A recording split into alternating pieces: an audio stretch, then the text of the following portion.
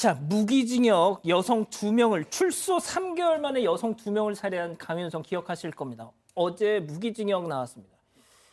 자, 일단 그 판결 살펴보기 전에 이 기자가 혹시 뭐 또 많이들 잊어버리셨을 수 있으니 다시 한번 좀 정리를 해주시죠.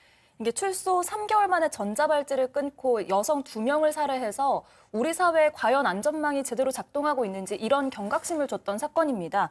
강윤성은 지난 5월에 전자발찌가 채워진 채 가출소를 했는데요. 3개월 만에 평소 알고 지내던 40대 여성을 살해하고 전자발찌를 끊고 도망을 갔습니다. 살해 이유는 돈을 빌려주지 않는다 이런 이유였는데요. 3일 뒤에는 또 다른 여성을 살해했고 직접 경찰을 찾아가서 자수를 했습니다.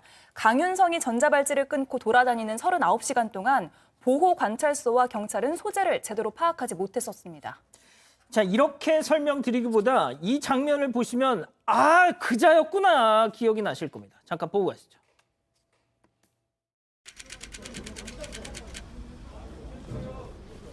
왜 범행 저지르셨습니까? 돈 얼마 때문에 살해하셨습니까? 피해자에게 미안하지 않으세요?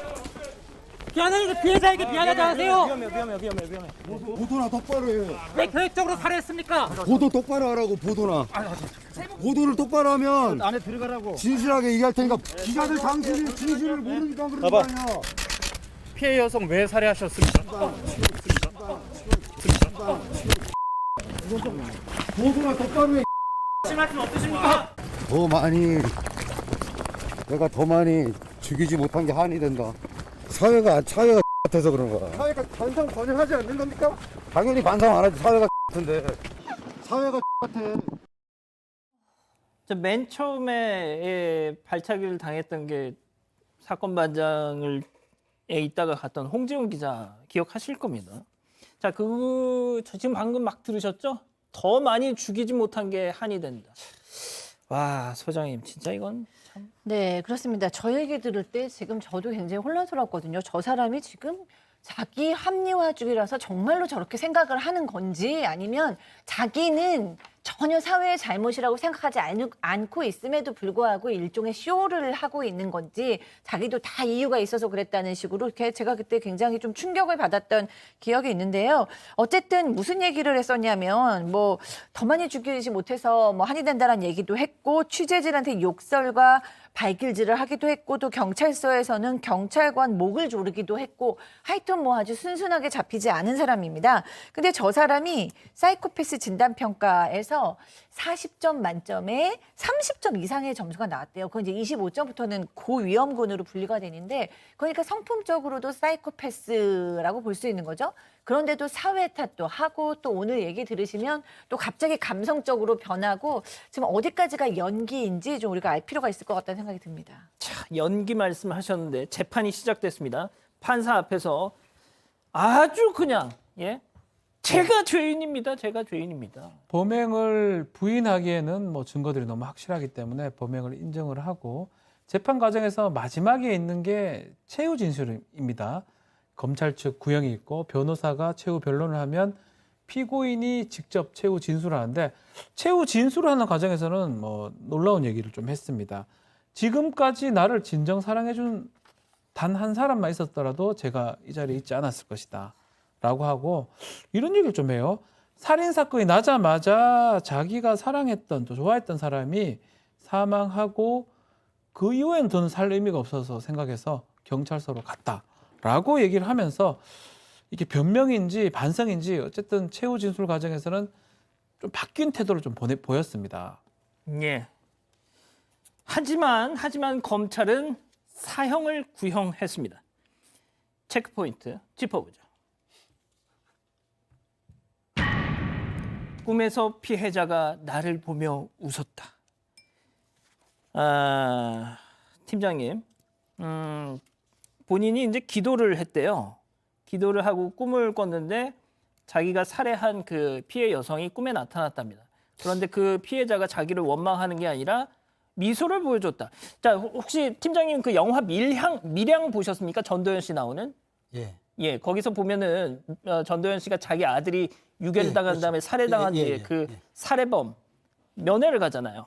종교에 귀의해서 그 힘으로 이제 자기 아들을 살해한 자를 용서해주기 위해서 면회를 가는데 나는 아직 용서를 하지 않았는데 그자가 예수가 나의 죄를 사해 주셨다. 그렇죠.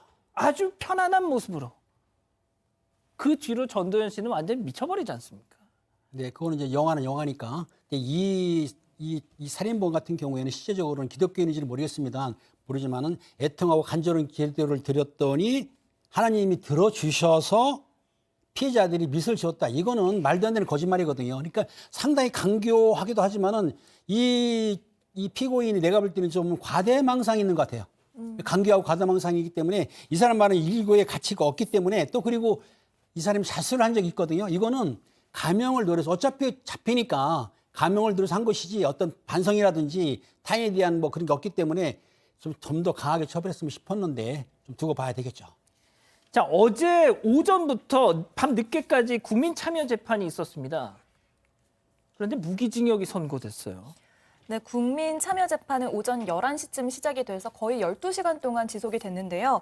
강윤성이 유죄라는 데에는 이견이 없었습니다. 그런데 무기징역이냐 사형이냐 이걸 두고 조금 이제 의견이 갈렸습니다. 배심원 9명 중에서 6명이 무기징역, 3명이 사형을 내려야 한다고 봤는데요. 법원은 다수 의견을 받아들였습니다. 자, 그러니까 가장 핵심적인 쟁점은 그러니까 사형이냐 무기징역이냐를 갈림 말도 안 나오네요. 구분짓게 한 가장 핵심 쟁점은 이게 살인이 계획적이었느냐의 그렇죠. 여부잖아요. 살인이 2번 있었죠. 지금 우리나라 같은 경우는 살인이 한 번 있을 때는 실제적으로 사형을 선고를 잘 안 합니다. 대부분 판결상으로. 그렇지만 연쇄살인 2명 이상의 살인이 발생했을 때 사형 선고가 가능합니다. 그래서 재판부가 아마 고민을 좀 했을 것 같고요. 또 이 피고인 강윤성 입장에서도 자신은 계획적 살인은 아니다라고 계속 주장을 했었습니다. 계획적 살인이 아니고 우발적 살인이라면 이게 사형 선고가 되기가 어렵습니다. 그래서 두 살인 다, 2번째 살인, 첫 번째 살인 둘 다 자신이 우발적으로 살해한 것이라고 주장을 했고요. 그 주장이 맞는지 안 맞는지가 이제 가장 쟁점이 됐던 상황입니다. 그래서 그러면은 재판부의 판단은 어떻게 나왔습니까? 결론적으로 재판부는 첫 번째 살인은 계획적으로 봤는데 2번째 살인은 우발적으로 본 것으로 보입니다. 특히 사형제도 얘기를 합니다. 사형이 인간의 생존 자체를 영원히 박탈하는 냉엄한 형이고 예외적 형벌이기 때문에 자, 피고인이 모든 범행을 인정하고 뉘우치는 거 고려하고 2번째 살해는 우발적인 거 고려해서 그래서 사형이 아닌 무기징역을 선고를 했습니다. 이 국민참여재판에서 말이죠. 이 강윤성이가 어제 직접 셀프 변호를 했어요. 막 울먹이기까지 했답니다. 그런데 아까 우리 소장님 얘기하신 것처럼 사이코패스 진단, 유영철하고 똑같은 정도의 점수가 나온 자입니다. 그 연기 얼마든지 상황 여하에 따라서 연기가 가능한 게 사이코패스들의 특징이에요. 막 질질 짜니까 그 어떻게 보면은 그 감정에 호소를 한 거죠. 배심원들 앞에서. 자, 그리고 이자가 처음에 자기의 변호인에게 편지를 쓴 적이 있었습니다. 사형 선고만이 유가족분들께 진정으로 사죄드릴 수 있는 마지막 기회입니다. 어떤 변호도 하지 마시기를 변호인께 진심으로 부탁드립니다. 이 죄인은 스스로 죽지 못해 살고 있을 뿐입니다. 그래놓고 국민참여재판을 신청합니다. 예? 자, 재판부가 이런 말도 했어요. 무기징역을 선고하면서 사형은 극히 예외적인 형벌이다.